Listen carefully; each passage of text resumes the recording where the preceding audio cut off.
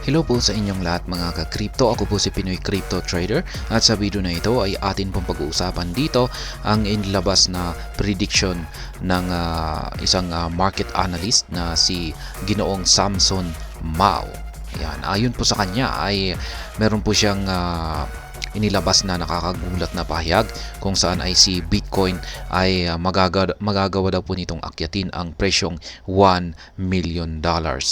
Yan, sa loob lamang ng ilang araw. Yan, ilang araw lamang po yan. Ang tindi po niyan kung ito ay magkakatotoo. Yan, biruin mo naman. Yung isang Bitcoin ay magiging $1 million yung kanyang halaga or presyo. Yan, at mangyayari daw po ito sa loob lamang ng ilang araw. Yan po ay ayon kay Ginoong Samson Mao at atin pong pag-uusapan yung kanyang paliwanag kung paano ito magagawa ni Bitcoin. Yan. At maliban po rito ay sabi niya rito ay there's a catch. Yan, malalaman na rin po natin yan kung ano yan. At bago po tayo magpatuloy ay nais ko lang po munang bigyang linaw ang aking disclaimer kung saan ang nilalaman po ng video na ito ay hindi po ito isang financial advice. For education and information purposes lamang po ang layunin nito. Maliban po dito ay nais ko na rin pong magbigay babala na wala pong kahit anumang group chat ang Pinoy Crypto Trader. Ayan po siya, si Ginoong Samson Mao. Ayan, mukhang napakatalino. Ayan, yan po yung sabi niya rito ay Bitcoin's ascent to 1 million is imminent. Yan, ibig pong sabihin nito ay nalalapit raw na makamit ni Bitcoin ang presyong $1 million. Yan, as predicted by blockchain expert Samson Mao. Yan, isa po pala siyang blockchain na expert. Yan, magaling siya pagdating sa mga blockchain technology. Ayan, mukhang medyo parang kamukha niya si Ginoong Robert Kiyosaki. Pero mas batang bersyon ni Ginoong Robert Kiyosaki. In a recent X post, blockchain expert Samson Mao confidently predicts that Bitcoin is on the verge of a staggering surge, reaching 1 million in just a matter of days, 2 weeks. Kaya yan. Ganyan ang tindi, talagang mapapanganga ka sa pagkakasurpresa dito. Ayan, sabi niya dito, ayan nga, 1 million. Ayan, aakyatin ni Bitcoin sa loob lamang ng ilang araw o linggo. Ayan. Mao, known for his bold statements, emphasizes the impending perfect storm that will propel the cryptocurrency to this unprecedented price level. But Mao makes an important clarification: the date has yet to be determined. Ayan, yun nga lang. At hindi po siya nakapagbigay ng saktong petsa kung kailan. Ayan, basta sinabi niya lamang ay imminent or nalalapit na. Kaya ibig sabihin ay mga ilang araw lamang o ilang linggo ay sasabog si Bitcoin patungo sa presyong $1 million. Yan, ang tindi po yan kung pag nangyari yan. The expert's optimism is fueled by the recent approval of spot-based Bitcoin ETF by the Securities and Exchange Commission for multiple companies. Yan.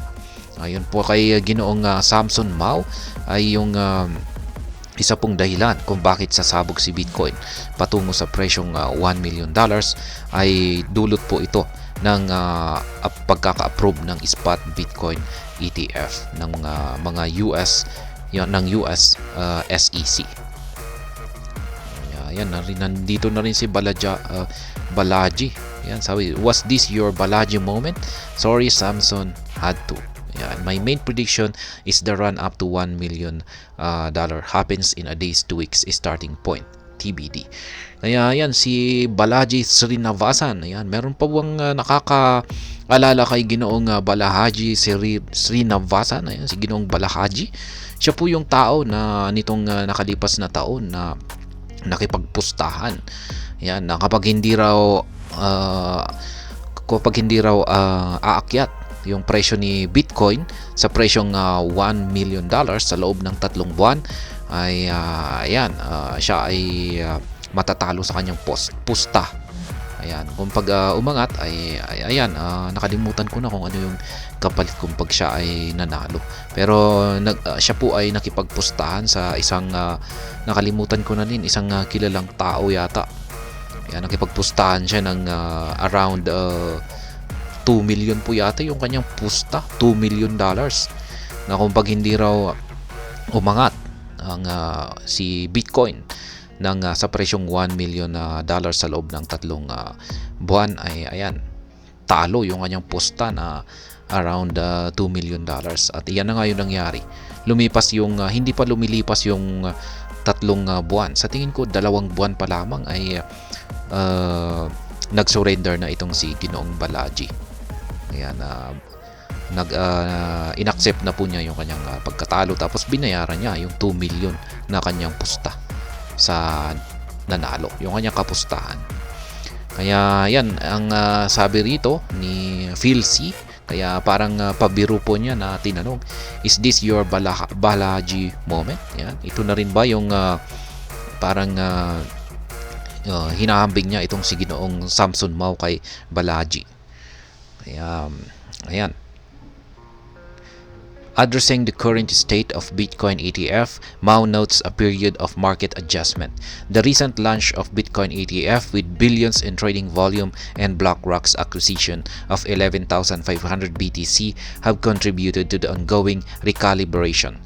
Meanwhile, GBTC holders are exiting positions, creating sell pressures and pushing prices down. Mao believes this process will not be prolonged, as many are hesitant to sell due to substantial tax implications, eventually leading to Grayscale's fee capitulation. Yan po kasi yung nangyayari. Marami pong mga GBTC holders ang nag-i-exit daw ng kanilang position or nag-liquidate po ng kanilang positions. At ito yung nagdudulot ng selling pressure kay Bitcoin kung bakit kaya siya bumabagsak ngayon. Ngunit ayon po kay Ginoong Mao, siya po ay naniniwala na hindi rin po ito magtatagal. Yan, ganyan na rin po yung aking opinion dito, katulad ni Ginoong Mao. Hindi po ito magtatagal. Darating din po yung point na talagang mauubos na rin yung mga nagli-liquidate or nagbebentahan rito. At dyan na po talaga mag-uumpisa yung pag-angat or pagbawi or pag-recover ni Bitcoin. Yan, marami po kasing hesitant daw na magbenta kasi dahil sa substantial na tax, yan, yung buwis. Yan, yung kanilang dahilan kung bakit sila nagbebentahan dito. Time until Bitcoin halving is 97 days. Ayan, napakalapit na po ng sunod na Bitcoin halving natin. 97 days na lamang po yan. Yan, April. Yan, sa buwan ng April po yan. Amid these market intricacies, Mao advises investors to focus on raw Bitcoin demand and disregard short-term inefficiencies. He emphasizes that existing supply will not meet the current demand. And with the BTC halving approaching in a few months, strategic planning is essential for those eyeing in the crypto market. Kaya yan, ito na rin yung isang dahilan ni Ginoong Samson Mao kung bakit si Bitcoin ay sasabog patungo sa presyong $1 million. Yan yung nalalapit na Bitcoin halving. Sabi niya rito ay wag po nating pansinin yung mga short term na nangyayari ngayon kay Bitcoin. Yan yung short term na nakikita natin na sitwasyon ni Bitcoin ngayon na bumabagsak. Yan, short term lamang po yan. Yung tignan po natin ay yung long term. Ayan, dyan po tayo mag-focus. Kasi kung nagkaroon na po ng Bitcoin halving, ay kukulangin daw yung supply ng Bitcoin. Yung kasalukuyang supply ni Bitcoin ngayon ay hindi ra po ito sasapat. Ayan, sa mga demand kapag nagkaroon na ng Bitcoin halving. Kasi yan na nga, mahakati yung nakukuha na reward ng mga minero, mga miners.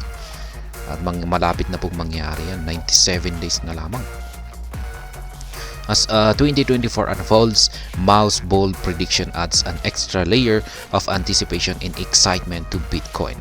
Ayan, marami na pong natutuwa talagang maraming excited na kay Bitcoin dulot po ng bold prediction ni Ginoong Samson Mao. The crypto community eagerly awaits to see if the experts' foresight will indeed materialize in the imminent time. Ayan, maraming community, mga crypto community members ang excited na makita ang prediction dito ni Ginoong Samson Mao na magkatotoo dito sa nalalapit na ilang mga araw. Kaya ayan, kung excited ka rin, ay ayan, abangan na lamang po natin kasi napakalapit na. Ayon po kay Ginoong Samson Mao ay ilang araw na lamang o ilang linggo na lamang. Kaya siguro pero hindi naman po siya nagbigay kasi ng saktong petsa kung kailan. Pero siguro ay baka yung tinutukoy niya kung kailan ito magaganap ay baka sa pagsapit na rin ng Bitcoin halving. Yan, kasi ayan, biruin mo naman 97 days na lang. Ilang buwan na lamang po yan ay magaganap na yan. Yan, pero ayan, hindi ko alam kung pagdating po sa akin ay hindi po ako nakakasiguro kung posible niyang akyatin ang $1 million. Pero ayan, nandito po tayo sa mundo ng crypto. Posible pong mangyari yung hindi natin inaasahan na mangyari. Kaya yan, magugulat na lamang tayo. Pero basta ang sa akin lang ay aangat po talaga. Mataas po talaga ang potensyal na aakyat ang market price ni Bitcoin sa hinaharap. Pero yun lang, at sa akin ay hindi po ako nakakasiguro or wala po akong ideya kung hanggang saan kataas yung kanyang aakyatin. Kaya ayan, hanggang dito na lamang po tayo sa video na ito. Sana po ay inyong nagustuhan ang aking paliwanag dito. Kung inyo po itong nagustuhan ay pakiclick lamang po ang like button nito. Para naman po sa mga bago lamang dito, kayo po ay aking inaanyayahan para mag-subscribe. Pakiclick na rin po ang bell icon nito dahil ito po ang siya magsisilbing notification nito sa mga bago kong videos na akin pong ina-upload sa aking YouTube channel na ito. Marami pong salamat sa panonood. Ingat po tayo lagi at God bless po sa ating lahat.